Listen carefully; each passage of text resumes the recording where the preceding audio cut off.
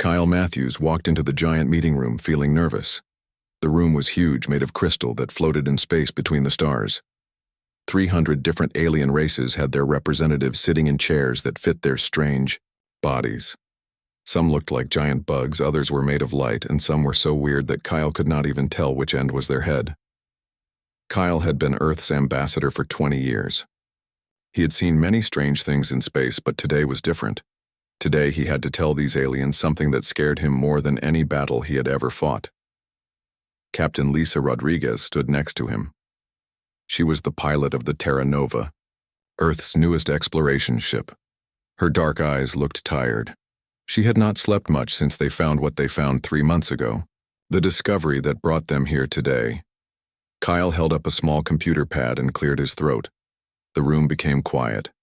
When 300 different alien species all stop talking at the same time, the silence feels heavy, like something pressing down on your chest. Friends, Kyle said, using the word that diplomats always used even when they were not sure if these beings were really friends. 3 months ago, Captain Rodriguez and her crew went to explore the edge of known space. What they found there changes everything we thought we knew about our galaxy. Kyle pressed a button on his pad. Above their heads, a picture appeared in the air. It showed their galaxy, the Milky Way, with all its stars spinning in a giant spiral. But as the picture got bigger, showing more space around the galaxy, something strange became clear. All the space roads that connected different planets and star systems made a perfect circle. Inside that circle was empty space on all the maps. And right in the middle of that empty space was Earth and all the other human planets. "Look at this," Captain Rodriguez said, stepping forward. Her voice was strong, but Kyle could hear the worry in it. Every map made by every alien race stops exactly at the edge of human space. Not slowly, like explorers just had not gotten there yet. The maps stopped like someone drew a line and said, "Do not go past here." A delegate from the Zenthari spoke up. The Zenthari looked like living crystals that changed colors when they had different thoughts. Right now, this one was flashing purple, which meant confusion. "Surely this is just chance," the crystal being said. "Humans are new to space travel. You have only been flying between stars for 300 years. Kyle shook his head. "That is what we thought too. But then we started asking questions, simple questions that should have simple answers." He pressed another button. More pictures appeared showing very old star maps from dozens of different alien races. Some were carved in stone, others were stored in crystal computers, and some were written in ways that humans did not even understand. "These maps are from different times in history," Kyle said. "Some are 500 years old. Some are 5,000 years old. Some are 50,000 years old. But they all show the same thing. Empty space where humans live now." Dr. Amanda Clark joined them at the front of the room. She was a scientist who studied old alien civilizations. Her job was to dig up old things and figure out what they meant. She had been digging for 3 months straight trying to understand what they had found. "We looked at records from 20 different alien races," Dr. Clark said. "We found cave paintings, metal tablets, and computer files. All of them show the same pattern. Aliens exploring space, building roads between stars, setting up trade routes, and then nothing. A perfect circle of empty space that they never entered." The Vorthak delegate made a clicking sound with the parts of his mouth that looked like scissors. The Vorthak looked like giant praying mantises, but they were actually very smart and peaceful. This one seemed nervous. "Perhaps that area of space was dangerous," the Vorthak said. "Space has many dangers. Black holes, radiation storms, hostile life forms." Captain Rodriguez pulled up another display. This one showed detailed information about the star systems in human space. "That is what we thought. But look at this data. Human space has some of the best planets in the galaxy, rich in rare metals, perfect for growing food, located right in the middle of major trade routes. It should have been the first place everyone wanted to go, not the last." The room became even more quiet. Kyle watched as aliens who had ruled the stars for thousands of years suddenly became very interested in looking at their own computer pads instead of looking at him. "We are not here to make demands," Kyle said. We are not here to claim territory or start fights. We are here because we found something that does not make sense and we need answers." He paused and looked around the room.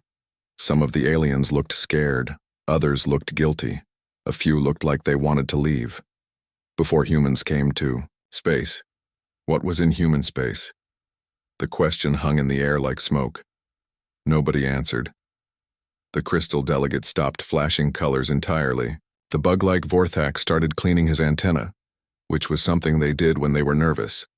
The energy beings that looked like living light became dimmer. Captain Rodriguez tried a different approach. "We have been allies and trading, partners for 300 years. We have fought together against pirates and helped each other during disasters. All we want to know is why every single map in the galaxy has a big empty hole where our homes are." An old alien that looked like a turtle with 6 legs slowly stood up. This was Elder Korvash from the Hegemony, one of the oldest civilizations in the galaxy. When he spoke, his voice sounded like rocks falling down a mountain. "Some questions," Elder Korvash said slowly, "are not asked because the answers are too dangerous to know." Kyle felt his heart start beating faster. Dangerous how? Dangerous because some truths change everything. Dangerous because some knowledge cannot be forgotten once it is learned. Dr. Clark stepped forward. "Elder Korvash, we have found evidence that humans were in space 50,000 years ago, long before we were supposed to have space travel. We found human artifacts, human DNA, human technology buried on worlds at the edge of our space. How is that possible?" The room became so quiet that Kyle could hear his own heartbeat. Elder Korvash looked around at the other delegates, and Kyle saw something in the old alien's eyes that he had never seen before. Fear. "You found artifacts," Elder Korvash said. It was not a question. "Yes," Dr. Clark said. "Tools, weapons, computer fragments, all clearly human, all approximately 53,000 years old." The elder closed his eyes. "Then it has begun again." "What has begun again?" Kyle asked. But Elder Korvash was already walking toward the exit. As he reached the door, he turned, back to look at Kyle one more time. "Ambassador Matthews, I advise you to stop digging. Some graves are sealed for good reasons." As the elder left, other delegates began standing up and walking out. Within minutes, the great crystal chamber was nearly empty. Only Kyle, Captain Rodriguez, and Dr. Clark remained, standing in the middle of a room built for hundreds. "Well," Captain Rodriguez said, trying to sound calm. "That went well." Kyle looked at the empty chairs where representatives of the galaxy's most powerful civilizations had been sitting just moments before. 300 different species, many of whom had known each other for thousands of years, all suddenly finding reasons to leave when asked a simple question about human space. "Captain," Kyle said quietly, "I think we just learned something very important." "What's that?" Kyle looked at the holographic display still showing the galaxy with its perfect circle of empty space around human territory. "We learned that every alien in the galaxy is afraid of something that happened in human space 50,000 years ago. And whatever that something was, they are all terrified that it might happen again." Commander Ben Carter had fought in 17 different star systems during his military career. He had seen plasma cannons melt through starship hulls and watched entire planets burn during the pirate wars. But nothing had prepared him for the look of pure terror on the alien merchant's face when he mentioned Earth's location. The cantina on Nexus Station was usually noisy. Traders from a dozen different worlds would sit at metal tables drinking strange liquors and arguing about cargo prices. Tonight was different. The moment Ben said the coordinates for Earth, every conversation in the room stopped. It was like someone had turned off a music player, leaving only silence. The merchant sitting across from Ben was an Alkani, a species that looked like a cross between an octopus and a fish. His 6 eyes were all staring at Ben in horror, and the gills on his neck were fluttering so fast that his translator was having trouble keeping up. "You do not speak of those coordinates," the Alkani whispered. His voice shook as he spoke. "Not here. Not anywhere. Not ever." Ben leaned forward across the table. His hands, scarred from years of combat, were folded together. He kept his voice calm and friendly. I am not looking for trouble, friend. I just want answers. My government wants to know why every shipping route in the galaxy goes around our space like it is made of poison. The merchant's tentacles started moving in circles, which was something Alkani did when they were very upset. Because it is worse than poison. Poison kills your body. Those coordinates kill your soul. Before Ben could ask what that meant, the merchant was gone. He moved through the crowd of aliens with surprising speed for something so big and bulky. Ben was left sitting alone at the table, wondering what had just happened. But he was not alone for long. Within a few minutes, a human woman walked over to his table. She was wearing civilian clothes, but Ben could see the small badge of Federation intelligence hidden under her jacket. Agent Monica Wells, she said as she sat down in the chair the merchant had left empty. I have been tracking conversations like this one across 12 different star systems. Every species has the same reaction when humans mention their home. Coordinates. Ben looked at her carefully. Intelligence agents made him nervous, but this woman seemed genuinely worried rather than sneaky. What kind of reaction? Monica activated a small device that created a bubble of privacy around their table. The device hummed quietly, which meant they could now talk without anyone listening in. Terror, Monica said simply, followed by immediate refusal to continue the conversation. It happens every time, Ben. Every species, every individual, every conversation. Ben thought about what the merchant had said. The Alkani mentioned something about coordinates that kill souls. What do you think he meant? Monica pulled out a small computer and showed him shipping records and flight plans. The data was displayed as colored lines on a star map. I have been studying commercial traffic patterns for 6 months. Ships do not just avoid Earth, Ben. They avoid our entire sector of space with mathematical precision. Ben studied the patterns on her screen. The shipping routes curved around human space in perfect arcs, like water flowing around a rock in a stream. That suggests official policy, not just personal choice. Exactly, and not just policy from one government. This is policy from every government in the galaxy. 300 different species, many of whom hate each other, all following the same rule about avoiding human space. The implications made Ben feel cold. You are saying there is a galaxy-wide conspiracy to stay away from human territory? Monica shook her head. I am saying there is a galaxy-wide fear of human territory. The only way that makes sense is if something happened there before we arrived. Something so terrible that even talking about it is forbidden.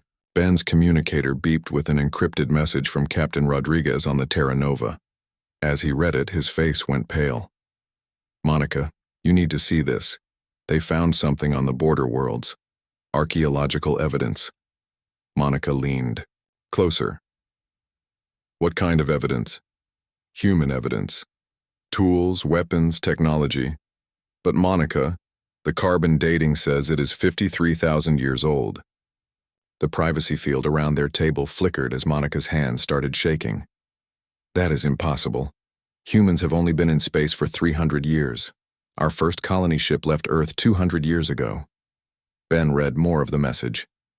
According to every history book, every genetic test, every archaeological survey on Earth, humans evolved on our home planet and never left until we invented faster-than-light travel. But if this evidence is real, if it is real, then humans were in space for over 50,000 years, Monica finished. And something we did during that time scared the entire galaxy so badly that they decided to pretend we never existed. They sat in silence for a moment, both trying to understand what this meant.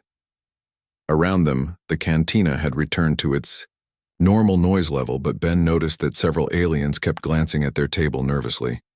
Monica, Ben said quietly, what could humans have done that was so terrible that an entire galaxy would spend 50,000 years avoiding our space? Before she could answer, Ben's communicator beeped again. This time it was a priority message from Admiral Helen Cross, the commander of Earth's orbital defense platforms. Ben, where are you right now? The Admiral's voice was tight with tension. Nexus. Station, Admiral. Why? Because 3 alien fleets just jumped into the outer system. They are not attacking, but they are not responding to our communications either. They are just sitting there watching us. Ben felt his stomach drop. How many ships? 47 vessels from the hegemony, 32 from the Zenthari Collective, and 21 from the Vorthak Union. That is just the beginning, Ben. We are getting reports of similar fleets moving toward every human colony. Monica grabbed Ben's arm. They know we are asking questions. They know we found the artifacts. Ben stood up, his military training taking over. Admiral, what are your orders? Get back to Earth immediately. And Ben, be careful. Whatever is happening, it is bigger than just politics. I have been in space for 30 years, and I have never seen aliens this scared. As Ben ended the communication, he looked around the cantina one more time. The aliens who had been watching their table were gone. In fact, most of the aliens in the room were gone. Only humans remained, drinking and talking as if nothing had happened. They left, Monica said, noticing the same thing. As soon as your communicator started beeping about alien fleets, they all found reasons to leave. Ben helped Monica pack up her computer, which means they knew this was coming. They knew that asking questions about human space would trigger some kind of response. As they walked toward the docking bay where Ben's ship was waiting, Monica asked the question that was bothering both of them. Ben, what if the aliens are right to be scared? What if humanity becoming aware of our past is something that should be prevented? Ben stopped walking. The corridor around them was empty except for the soft hum of the station's air recyclers. What do you mean? I mean, what if we were not the good guys 50,000 years ago? What if the reason every alien species avoids our space is because our ancestors did something so horrible that the galaxy is still traumatized? Ben thought about the fleets moving toward human space, about the terror in the merchant's eyes, about Elder Korvash's warning that some graves should stay sealed. Then we need to find out what we did, he said finally. Because if we do not understand our past, we might be doomed to repeat it. As they reached Ben's ship, Monica looked back at the station. Through the viewing windows, she could see more ships leaving, all of them carrying non-human passengers away from Nexus Station. Ben, I think we just became the most dangerous species in the galaxy, and we do not even know why. Ben started the pre-flight sequence for his ship. As the engines warmed up, he watched alien vessels throughout the system change course, all of them moving away from any route that might take them close to human space. Maybe that is the point, Ben said as they lifted off.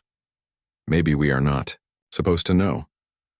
Maybe the real question is not what humans did 50,000 years ago, but what we are going to do when we remember.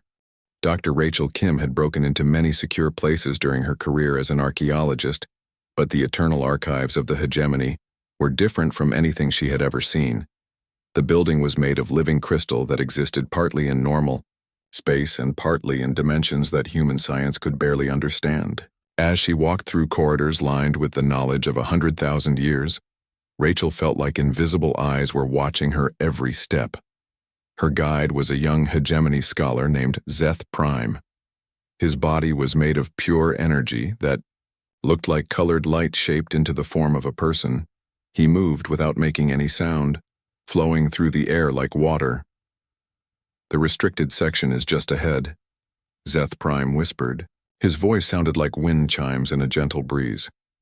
But Dr. Kim, I must warn you again. These records are forbidden for reasons that are older than my entire civilization. Rachel checked the scanner on her belt. The device was hiding her human biological signature by mixing it with Zeth Prime's energy field. To any security system, she would look like another hegemony scholar instead of a human. How long have these restrictions been in place? Rachel asked. Since the Great Silence. About 52,000 of your years ago. Zeth Prime stopped at a place where the walls were covered with warning symbols in hundreds of different languages. The penalty for reading these records is not just exile, Dr. Kim. It is complete memory erasure for the person and their entire family line. Rachel knew the risk, but she had come too far to turn back now. Every piece of broken information they had collected across the galaxy pointed to this moment. Every half-remembered legend, every partial record, every frightened whisper led to the same place. The answers were here in the archives of the galaxy's oldest surviving civilization. The restricted vault appeared around them as Zeth Prime connected his energy form to the security systems. The room was enormous, with walls that stretched up into darkness. Strange machines lined the walls, their surfaces glowing with soft light. But in the center of the room was something that made Rachel stop breathing. A perfect model of human DNA hung in the air above a stone platform. The model was made of quantum crystal and spun slowly, casting rainbow patterns on the walls. The platform beneath it was marked with symbols in a language that was older than any known civilization. By the source, Zeth Prime breathed. His energy form flickered with shock. It is exactly as the legend said it would be. Rachel walked toward the platform carefully. Her scanner was picking up energy readings that should not exist. Zeth Prime, this thing is older than your civilization by thousands of years. How is that possible? Before he could answer, the crystal DNA model began to glow brighter. It was responding to Rachel's human genetic signature. The room filled with light, and suddenly they were not alone. Ghostly figures appeared around them. They were holographic recordings of beings from a dozen different species, all of them long dead. According to galactic history books, the figures looked solid enough to touch, but Rachel knew they were just echoes of the past. The central figure looked almost human, but not quite. When it spoke, the words appeared directly in Rachel's mind without going through her ears. If you are seeing this record, then the inheritors have returned. We are the covenant of the first flame. We leave this warning for those who would learn the price of absolute power. Rachel's scanner went crazy as more figures appeared around the room. She saw representatives of species that should not exist, technologies that broke the laws of physics, and in the center of it all, the terrible truth she had been looking for. The species you call human were not the first to use that name. They were the children of something far older and far more dangerous. The original humans were not explorers or diplomats. They were conquerors who controlled forces that could destroy the very idea of reality. The hologram waved its hand, and star charts appeared showing the galaxy as it had been 50,000 years ago. Rachel saw vast empires, ancient civilizations, and trade networks that connected different dimensions. And cutting through it all like a disease was the growth of something called the original human empire. They called themselves the architects of reality. They could change matter by thinking about it, travel between different universes, and use stars as weapons. In their pride, they believed they had the right to rule over all existence. Zeth Prime's energy form was shaking. This is impossible. No single species could have such power. The hologram looked at him with eyes that were both kind and infinitely sad. That is what we thought as well, until they proved their abilities by erasing the Centauri dominion from history itself. Not destroyed, young one. Erased. As if they had never existed at all. Rachel felt like someone had hit her in the stomach. You are saying the original humans could delete entire civilizations from reality? They did more than that, inheritor. In their final madness, they tried to rewrite the basic laws of physics to make themselves the dominant force in all possible universes. The Covenant was formed to stop them. It included every remaining civilization in the galaxy. The war that followed almost destroyed reality itself. The holographic display changed, showing battles fought across multiple dimensions.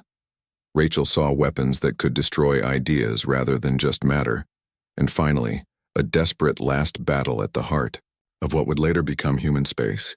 We won, but the cost was so terrible that all surviving species agreed the truth must be hidden. The original humans were not killed, inheritor. They were changed.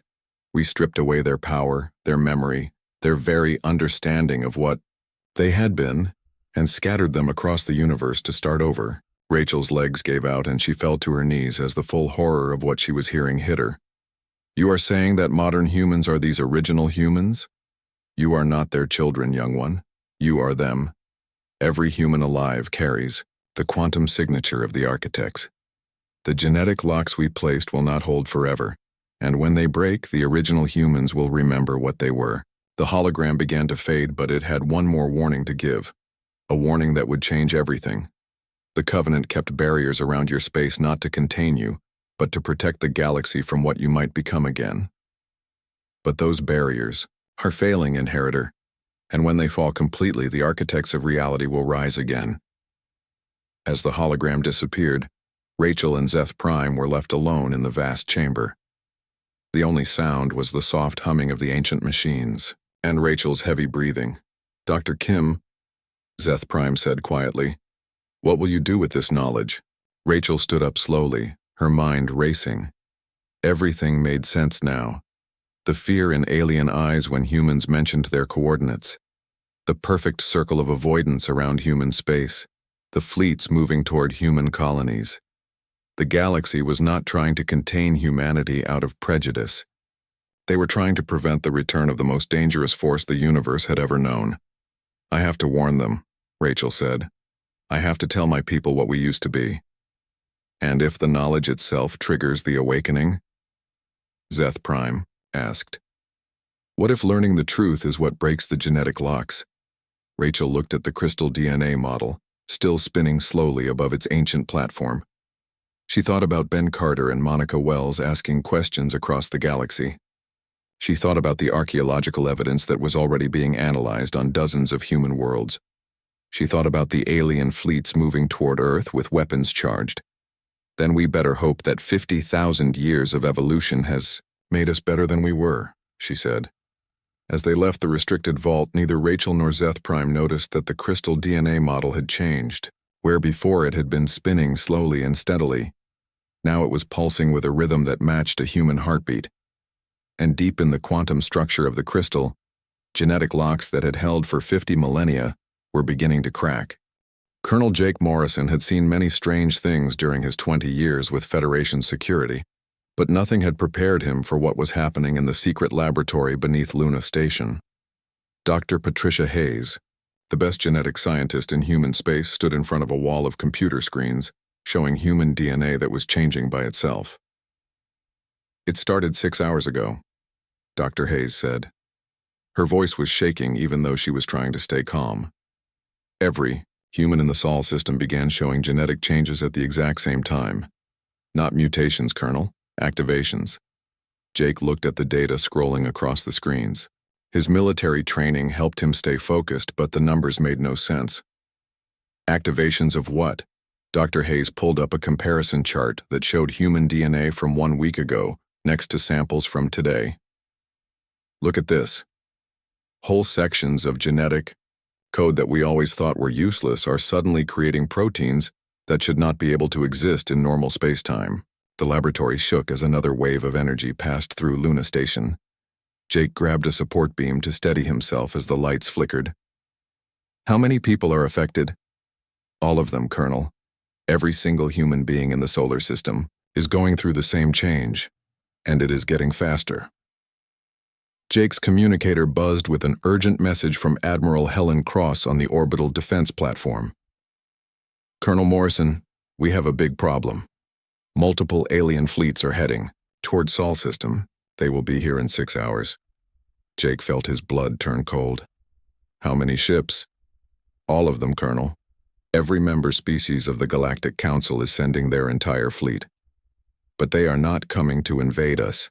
They are coming to stop us, Doctor." Hayes went pale as she heard the transmission. "Colonel, you need to see this." She activated a holographic display showing energy readings from across human space. "Whatever is happening to our DNA is affecting more than just biology. We are detecting space distortions around every human colony. Reality itself is becoming bendable in areas where lots of humans live." The implications hit Jake like a punch to the stomach. The reports from Dr. Kim's expedition to the Eternal Archives had been classified at the highest levels. But the basic facts were clear. Humanity's ancestors had once controlled reality-changing powers, and those powers had been genetically locked away for 50,000 years. "The locks are breaking," Jake said, more to himself than to Dr. Hayes. "The genetic barriers the Covenant put on humanity are failing." Dr. Hayes nodded grimly. "Based on our readings, the process will be complete within 72 hours. Every human alive will have full access to their original human genetic template." Jake's communicator buzzed again with a priority transmission from Earth. President William Carter's voice was tense but controlled. "Colonel, I need you back on Earth right now. We received an official message from the Galactic Council. They are demanding that humanity accept immediate genetic reconditioning or face complete destruction." "Genetic reconditioning?" Jake asked. "Total memory wipe and genetic restructuring. They want to turn us back into what we were before this awakening started. Colonel, they have given us 18 hours to agree before they start bombing every human world." The laboratory became silent, except for the humming of machines and the soft beeping of genetic analyzers working overtime to track the ongoing changes. Jake looked at Dr. Hayes and saw his own fear reflected in her eyes. "Doctor, what exactly were the original humans capable of?" Dr. Hayes brought up classified files from the archaeological team's discoveries. According to the ancient records, they could control matter at the quantum level, travel between parallel dimensions, and change the basic rules of physics in small areas. They were essentially gods by any definition we understand. And every human is developing these abilities? The genetic potential is there, Colonel. Whether individual people can actually use and control these powers remains to be seen. But the early reports from our colonies are frightening. People moving objects with their minds, walking through solid walls, and in one case, a mining engineer in the Alpha Centauri system apparently made a small moon change its orbit just by thinking about it. Jake's mind raced through the military implications. If even a small percentage of humanity could access original human powers, they would be essentially unstoppable. But the cost would be the terror of every other species in the galaxy. "Doctor, is there any way to control this process, to limit the awakening?" Dr. Hayes shook her head. "The genetic locks were designed by a coalition of the most advanced civilizations in galactic history. The fact that they are failing at all suggests this was always meant to be temporary. The original humans might have been stripped of their power, but they were never truly defeated." Another energy pulse shook the station, stronger this time. Through the laboratory's window, Jake could see Earth hanging in space, and for just a moment, he could swear the planet's continents had shifted slightly from their normal positions. "Colonel," Dr. Hayes whispered, "what if the Galactic Council is right to be afraid? What if humanity becoming what we once were is something that should be stopped at any cost?" Jake looked at the genetic readouts, at the reports of reality-bending incidents across human space, and at the data showing alien fleets racing toward Earth with weapons designed to destroy entire civilizations. In 18 hours, humanity would either agree to have their evolutionary awakening reversed or face extinction. But as he felt something stirring in his own mind, a sense of vast potential just beyond his conscious awareness, Jake realized there might be a third option. The original humans had been defeated once before, but they had also been the most powerful force the galaxy had ever known. His communicator buzzed with another report, this one from Captain Ellen Davis on Mars Colony. "Colonel, my people have discovered something incredible. We can speed up time in small areas. We completed a century worth of construction projects in 3 hours." Another message came in from Commander Sarah Harrison aboard the USS Enterprise. "Sir, we figured out how to make our ship exist in multiple dimensions at the same time. We can literally be in several places at once." The reports kept coming. Humans across the galaxy were spontaneously developing abilities that made them walking violations of the laws of physics. And each new report made the alien fleets move faster toward human space. Dr. Hayes was monitoring the genetic changes in real time. "Colonel, the awakening is accelerating. At this rate, we will reach full activation in 12 hours, not 72. Jake felt the change happening in his own body. His thoughts were becoming clearer, his awareness expanding beyond normal human limits. When he looked at the walls of the laboratory, he could see the quantum structure of the matter they were made from. When he concentrated, he could feel the gravitational pull of every object in the solar system. "Doctor," he said quietly, "I think we are about to discover exactly what humanity is truly capable of." Dr. Hayes looked at her own hands, which were beginning to glow with a soft inner light. "The question is, Colonel, will we use these powers to protect ourselves, or will we become the monsters that the galaxy remembers?" Outside the laboratory window, Earth continued its rotation, but now there were subtle distortions in space around, Reality was becoming more flexible, more responsive to human will. And in 18 hours, the most powerful alien fleet in galactic history would arrive to either contain this awakening or destroy it completely. Jake Morrison, soldier and protector of humanity, felt the vast power of his ancestors stirring within him and wondered if they were about to save their species or damn the entire galaxy. President William Carter stood in the Situation Room deep under the White House, surrounded by the most powerful humans in the galaxy, and tried not to think about how reality kept changing around the edges of his vision. The genetic awakening had sped up beyond all predictions. In the past 6 hours, reports had flooded in from across human space of people developing abilities that broke every known law of physics. General Lisa Park, the head of all human military forces, gave her report with the same calm efficiency that had defined her entire career. The alien coalition fleet has taken position at the edge of our solar system. They are staying in defensive formations, but their weapons are charged and aimed at every human population center. Secretary of State Ryan Cooper added grimly. They have also deployed reality stabilizers throughout the system, some kind of technology designed to prevent large-scale quantum manipulation. It is partially stopping the awakening effects, but not for long. On the main display, Ambassador Kyle Matthews appeared through quantum communication from the lead alien vessel.